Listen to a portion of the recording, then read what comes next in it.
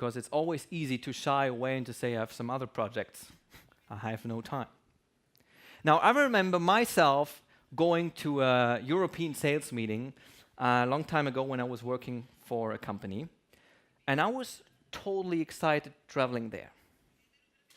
I was totally excited because this year I just changed from sales to sales management and now was responsible for the German sales organization at New Balance. And going there, I knew I would be rewarded. Because never ever in my life I had worked so hard before, never. And never ever in my life I had made so many sacrifices to my life. Less time with my wife, less time for sports, less good sleep, less good food, less sex, whatever, you name it. So I knew I didn't only deserve it, I knew I would be rewarded. So I was excited going there. And then I remember being in that big hall, standing in the back with my colleague Dennis. So we both were running the German organization.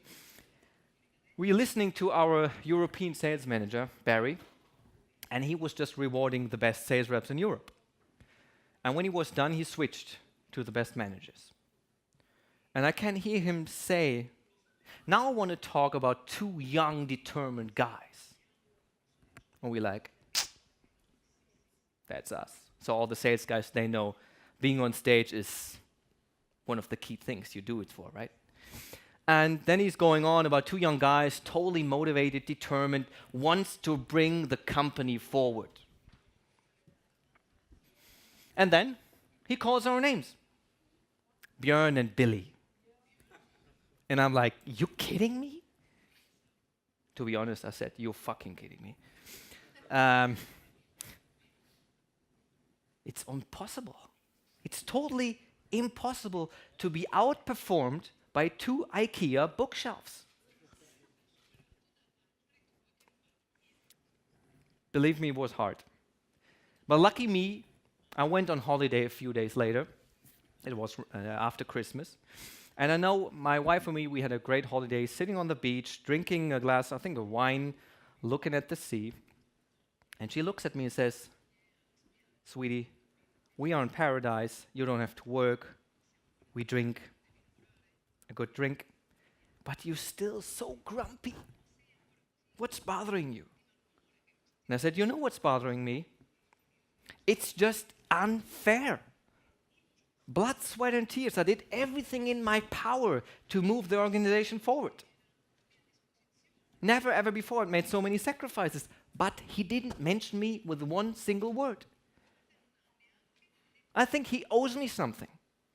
I think the company owes me something with all the work I did for them. Now she puts away her glass, leans forward, puts her hands on my knees, looks me in the eyes and says, I think Barry owes you nothing. I think the company owes you nothing. I think nobody owes you anything besides one person. That's yourself. It took me weeks to understand why Barry didn't pick me. It took me weeks to understand why I didn't get the reward and others did. And it took me weeks to understand that the one thing I owed myself was not determination, was not hard work. But the one thing I owed myself was successful results. Because hard work for the sake of hard work without getting the right results is just useless. But the key I've learned is it's always easy to blame others. It's easy to blame my boss for not appreciating me or blaming my dad for not appreciating me. It's easy to blame other people for a lack of results. But it's the hard work to stay responsible for a lack of results. Your results or the results of other people.